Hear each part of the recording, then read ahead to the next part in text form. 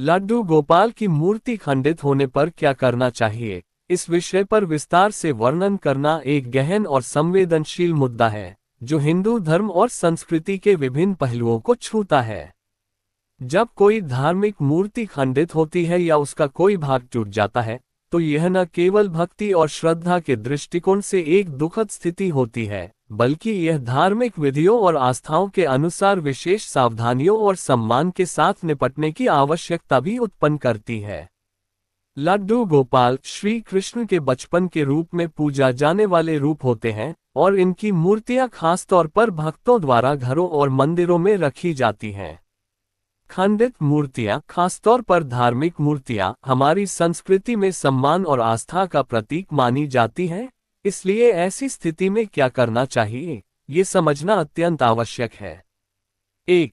मूर्ति के खंडित होने का कारण जानें। किसी भी मूर्ति के खंडित होने के पीछे विभिन्न कारण हो सकते हैं। ये प्राकृतिक कारण हो सकते हैं, जैसे कि मूर्ति का पुराना होना, खराब स्थिति में आना, या फिर मानवजनित कारण जैसे गिरना या दुर्घटना। पहले तो ये जानना जरूरी है कि मूर्ति कैसे खंडित हुई है, ताकि हम उचित विधि से इसे ठीक कर सकें या इसके बारे में आगे की कार्यवाही कर सकें। 2. खंडित मूर्ति की स्थिति। मूर्ति के खंडित होने पर उसकी स्थिति का निरीक्षण करना अत्यंत आवश्यक होता है। अगर मूर्ति का सिर, हाथ, पैर या अन्य कोई महत्वपूर्ण भाग टूट गया है, तो उसे संभालने का तरीका उस हिस्से पर निर्भर करेगा। उदाहरण के लिए, अगर सिर टूट गया है तो उस मूर्ति की पूजा में रुचि रखना और उसे फिर से ठीक करना या फिर उसे किसी योग्य स्थान पर रखना जरूरी हो सकता है। 3. मूर्ति का पुनर्स्थापना, रिपेयर एंड रेस्टोरेशन। कई बार मूर्ति की मरम्मत या पुनर्निर्माण संभव होता है।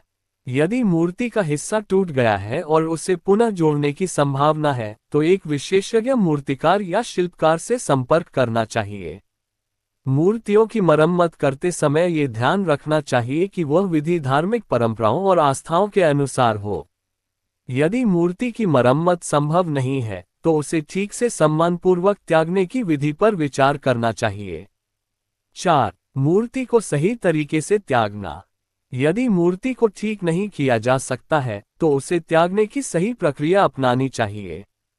हिंदू धर्म में मूर्तियों और अन्य धार्मिक प्रतीकों को सम्मान देना अनिवार्य होता है।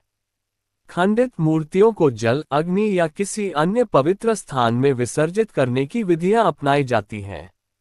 सामान्यतः खंडित मूर्तियां नदियों में प्रवाहित की जाती हैं या उन्हें पूजा स्थल पर खुदाई करके दफन किया जाता है। 5. नई मूर्ति की पूजा।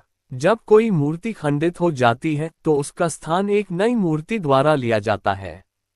नई मूर्ति की पूजा शुरू करने से पहले ये सुनिश्चित करना चाहिए कि नई मूर्ति शुद्ध और पवित्र हो। इसके साथ ही नई मूर्ति की स्थापना के लिए विभिन्न धार्मिक प्रक्रियाओं को ध्यान में रखना चाहिए, जैसे मूर्ति स्थापना, अभिषेक, हवन और मंत्र जाप आदि। नई मूर्ति की पूजा विधि की पूरी जानकारी प्राप्त करके ही उसे स्थापित करना चाहिए। 6. धार्मिक पूजा और अनुष्ठान। मूर्ति खंडित होने के बाद भक्तों को एक पूजा का आयोजन करना चाहिए, जिसमें विशेष रूप से भगवान श्री कृष्ण की उपासना की जाए। इसके अलावा पूजा में शांति और सद्भावना के लिए विशेष मंत्रों का जाप किया जाता है। विशेषत ओम कृष्णाय नमः, ओम गोविंदाय नमः जैसे मंत्रों का जाप भक्तों द्वारा किया जाता है, ताकि भगवान की कृपा प्राप्त हो और घर में शांति और सुख समृद्धि बनी रहे।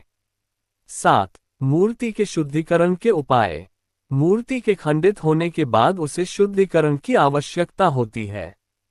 शुद्धिकरण के लिए स्नान या उपटन जैसी विधियों का पालन किया जा सकता है। मूर्ति को हल्दी, दूध या अन्य पवित्र वस्तुओं से स्नान कराना सामान्य परंपरा है। इसके बाद एक विशेष पूजा या हवन करना उचित होता है, ताकि मूर्ति को शुद्ध किया जा सके और उसे फिर से प्रतिष्ठित किया जा सके। 8. खंडित मूर्ति का सही प्रकार से विसर्जन। यदि मूर्ति को विसर्जित करने की आवश्यकता हो, तो इसका तरीका धार्मिक रूप से मान्य होना चाहिए। हिंदू धर्म में यह मान्यता है कि खंडित मूर्तियों को भूमि में दफन करना सबसे उचित तरीका है, ताकि भगवान का रूप फिर से शुद्ध हो सके और यह जीवात्माओं की आस्था से जुड़ा हुआ कार्य हो। विसर्जन करते समय संबंधित मंत्रों का जाप करना चाहिए। 9. दान और सामाजिक कार्य।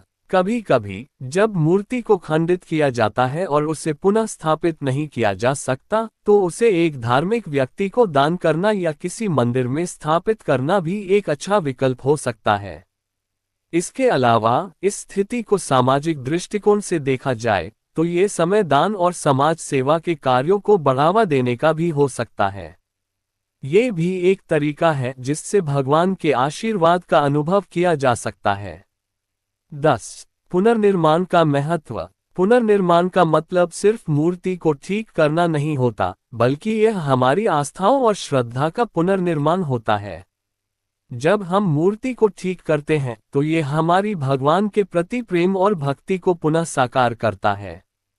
इस प्रक्रिया के माध्यम से भक्त अपनी आस्था को और मजबूत करते हैं और साथ ही भगवान के प्रति अपने समर्पण को एक नए रूप में व्यक्त करते हैं। 11.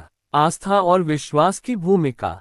मूर्ति का खंडित होना न केवल एक भौतिक घटना होती है, बल्कि यह धार्मिक दृष्टिकोण से हमारी आस्था और विश्वास की परीक्षा भी हो सकती है।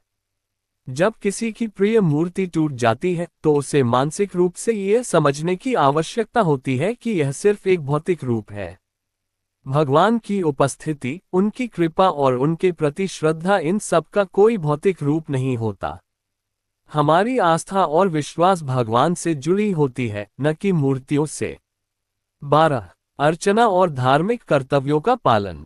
मूर्ति के खंडित होने पर हमें अपनी धार्मिक जिम्मेदारियों का पालन करते हुए उसे श्रद्धा और सम्मान से निपटने की जरूरत होती है।